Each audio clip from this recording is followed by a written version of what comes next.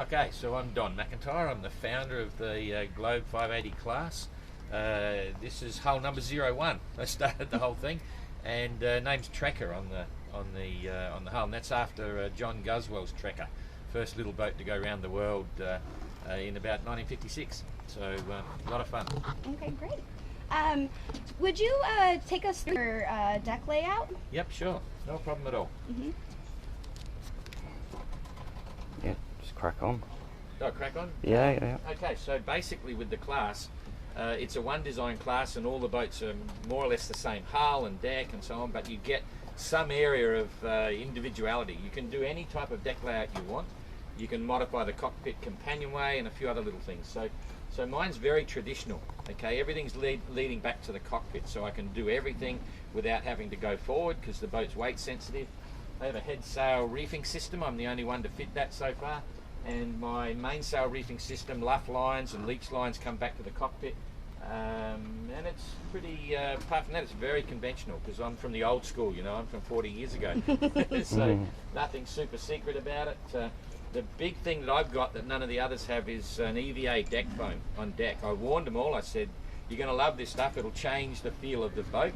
And I've got it, and now everyone that sees it wants it because you're on your knees a lot of the time, and this is really soft, and it's super non-skid. Your feet really grip, but it's bare feet or shoes or whatever it is. So they're all dribbling about that, and they're all going to change it later on. But I'm the only one with the EVA deck foam. I've gone for an astrodome, like a bubble, because I've always had that in my ocean boats. You really get a sense of overall perspective when you stick your head in the bubble. Some of them have got the observation pod, that's standard, you know, you can have an observation pod or you can have nothing, just have a flush deck. But the observation pod is pretty cool because you get extra headroom and so on, but I really like the bubble because it's very efficient for quick looks around and see what's happening. The rest of it, my wind vane is off, just servicing it. I want to make sure it's really cool, so the wind vane's not there at the moment. And I've got a full dodger here, so I can actually strap that out in any sort of heavy weather. And this is another secret weapon because comfort on the boat allows you to perform better personally.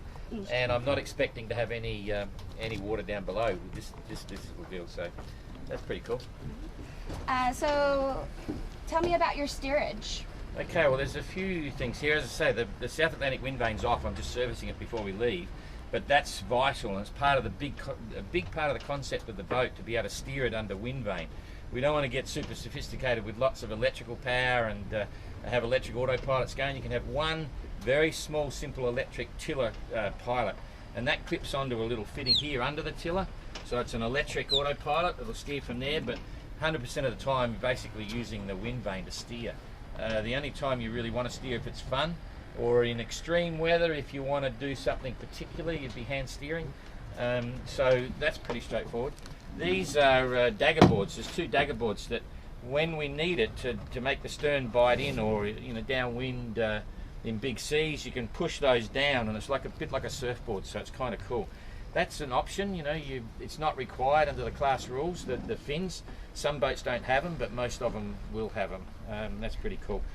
Down the back end, we're talking here, we've got electric outboard and that's the propulsion, and I can recharge that when I'm underway. You can put the battery on, and if the battery's flat, I just push it in the water, the propeller back spins, and it will actually then recharge the battery. It takes a while, but it's kind of cool to do it. And the boarding ladder is part of the mandatory requirement. It's got to be stainless steel boarding ladder that goes at least 60 centimetres into the water. And I don't actually have it tied on with anything. It just sits there. So if I'm in the water and need to come out, I can pull it down, and I can just pull it down. In the meantime, it never moves for the whole trip. It just sits there like that. So yeah, the tiller is very, very light. You can push it with your little finger. That's another part of trying to keep it sensitive for the wind vane as well. And the fittings are incredibly strong. All of these fittings here, they look as if they're just fabricated, but they're actually they start off with a full stainless steel block, 316 stainless steel, and the whole thing is machined out, and the rudder gudgeons and pintles is what's left, because it makes them really super strong.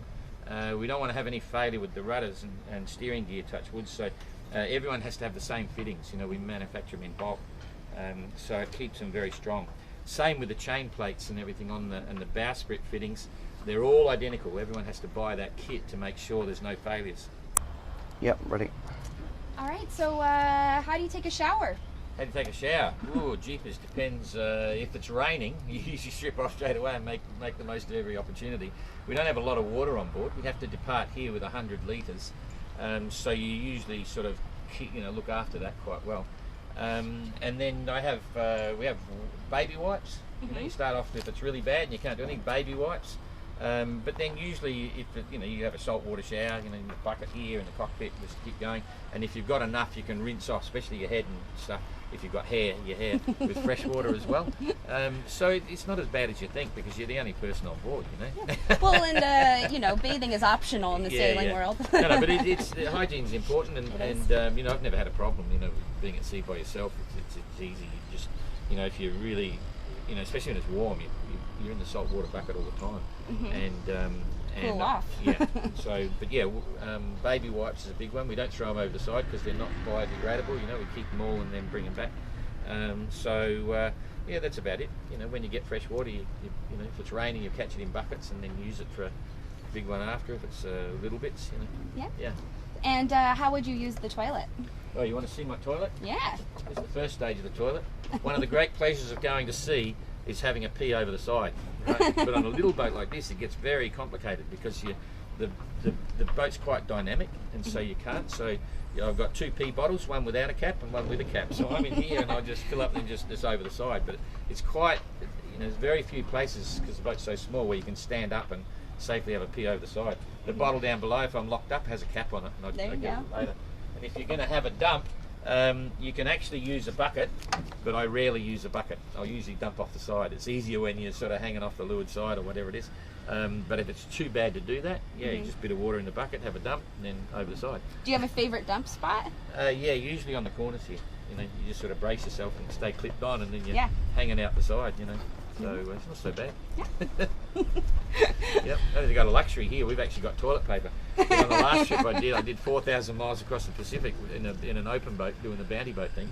We had no toilet paper for 48 days, 4,000 miles. Wow. Wow, so this is luxury. Oh yeah, we got everything here. All right, so how do you cook a meal, and what is a meal for you, Don? Well, I rarely cook a meal when I'm at sea. Very rarely. I don't drink tea or coffee, so I don't need to boil water. I usually have ready access or wet food, that I can just eat straight up. And that can be anything from TV, dinner, microwave meals, like really good ones that you don't have to heat. You can eat them full on. The French have a lot of very good tin food, and I brought a huge amount from France with me on this trip. I've got about 17 packets of freeze-dried food, but that's really part of my emergency because it's lightweight and so on. And then I'm eating biscuits, a lot of tin fish. I have tin salads, I have like salamis and dried meat, and cheeses in thingos, and biscuits, chocolate, a lot of dried fruit and nuts, and I'm really cool. And that other trip I talked about across the Pacific, 48 days, we didn't even have a stove, and so that's normal for me. But having said that, I've got a single burner gimbaled Origo alcohol stove. It's a pretty cool stove. I've used them a lot before, and I've also got a jet boil with a full 360 degree gimbal that I fit just there under that hatch. So if it's really hot and I do want to boil some water for a freeze dried or something, I put it in the jet boil there, and the heat goes out the hatch straight away. So, and I've got a little sink here. My water system's very simple. I've got 3 10-litre water containers here, and a hand pump, right? And that hose goes straight through this cap that's sealed. You can vent it to stop the suction as you're doing it and close it off again. And when this container's empty, I swap it to the next one, and that 30 litres. I actually, in the 600-mile leg here, I didn't drink any water at all.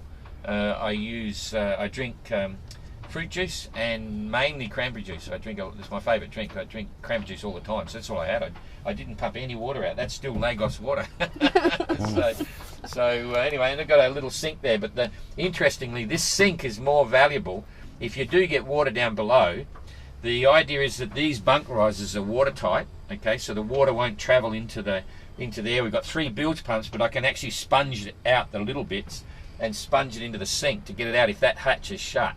in extreme weather. So being able to get some fluids out of here and down the drain, open the valve and get rid of it is actually the most valuable reason it's there. If your holiday weekend, weekend or holidays and stuff, then it's great. You've got a cool little galley, you can sit there, you can put another shelf across here, and it's quite deceptive. It's quite comfortable in here.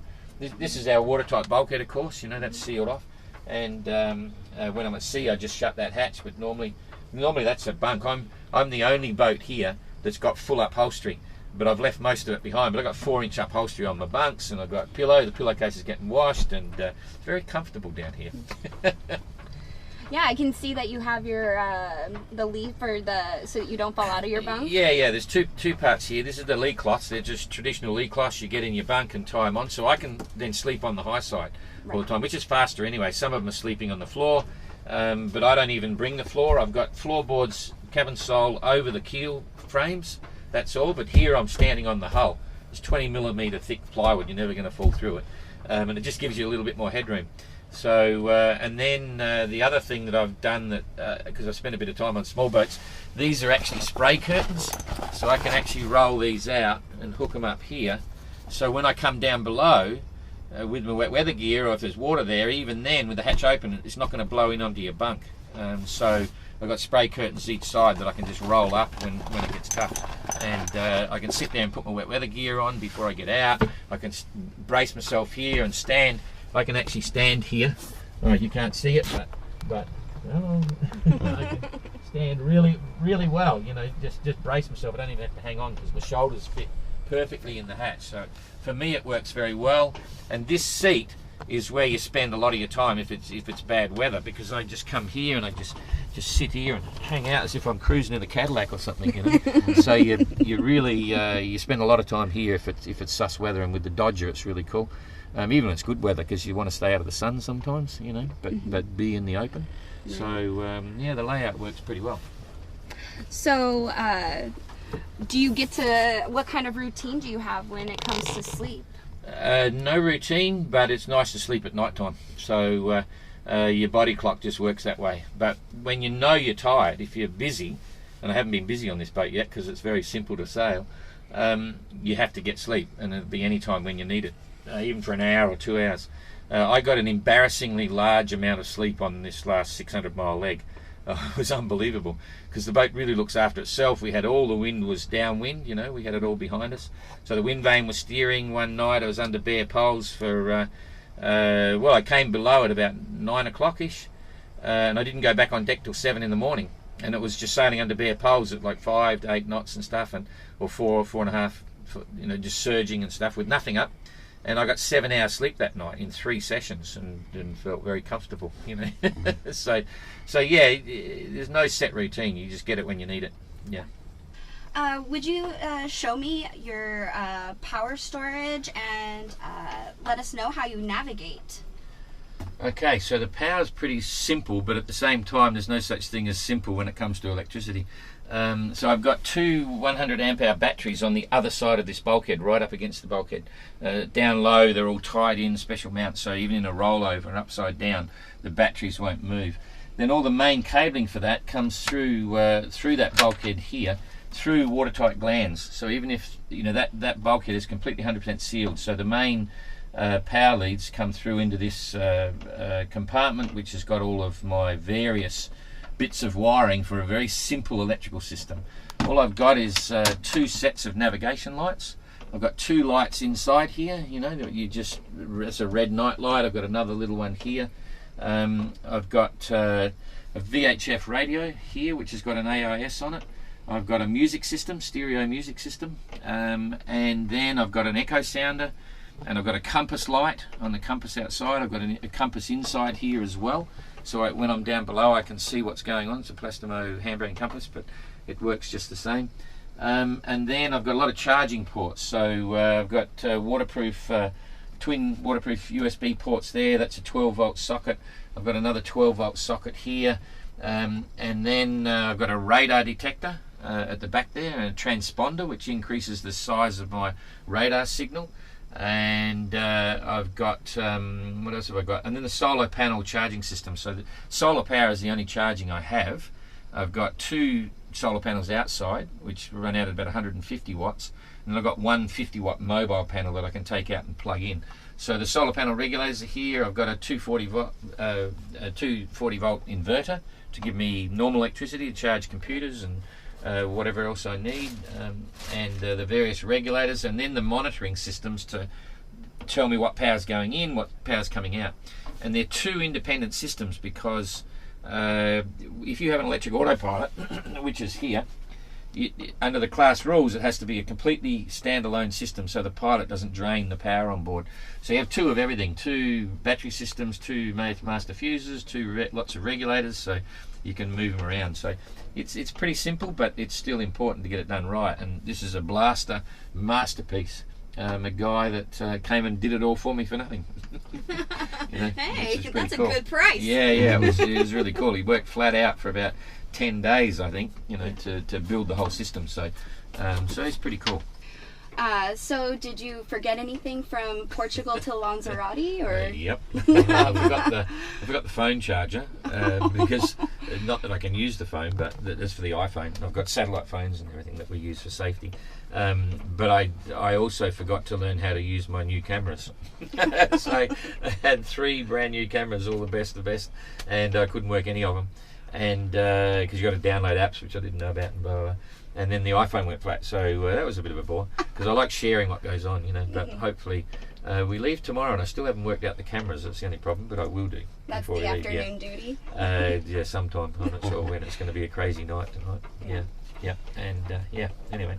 Okay. And also, we're interested to know what is a helpful distraction. So, reading or audio? No, there's not. I haven't got one reading book on board, except for the fact that Jean-Luc Vanity gave me a English-French dictionary and a folder with about 100 French phrases to learn. But I don't have any other books, you know, and I have music, you know. I've got music all the time.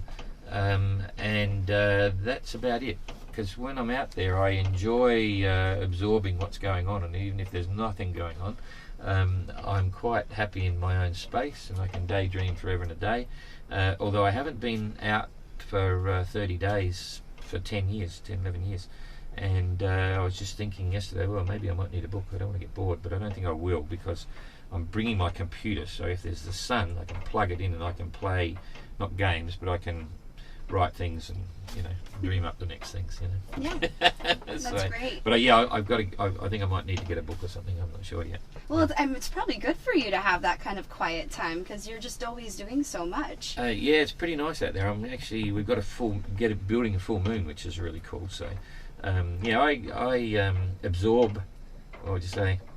Absorb a lot of energy from being out there and just sort of staring at stars, you know. It's quite amazing. So, because usually back here my mind is 100 miles an hour. So, so I'm looking forward to the solitude and being out alone. It'll be cool, you know, part of the fun. That's great. Yeah. Well, thank you so much for your time, and we really appreciate you showing us your space. Yeah, it's a pretty cool little boat. I feel very comfortable in it. It's a little boat, but it feels very much bigger. You know, it's quite cool, and I know I'm relaxed, because when I was doing this last leg, when you're asleep, you know, as you're waking up, you're so relaxed, you think someone else is on watch and you're off watch. You know, normally when I'm single-handed, you're always boom. But this time I was just like cruising. You would be waking up and they said, "Oh, I'm the only one on board." You know, it's very funny. So strong, solid boat, good fun to sail, and you could go anywhere. You know. Fantastic. Yeah. Well, we wish you the most luck. Yeah, thanks. And enjoy your time. Yeah. I want to win the seniors division. You know? Hey. Win the division. Yeah, exactly. Thank you so much. I'm the only entrant. It's easy. If I finish, touch wood. Got to finish. Boom, boom.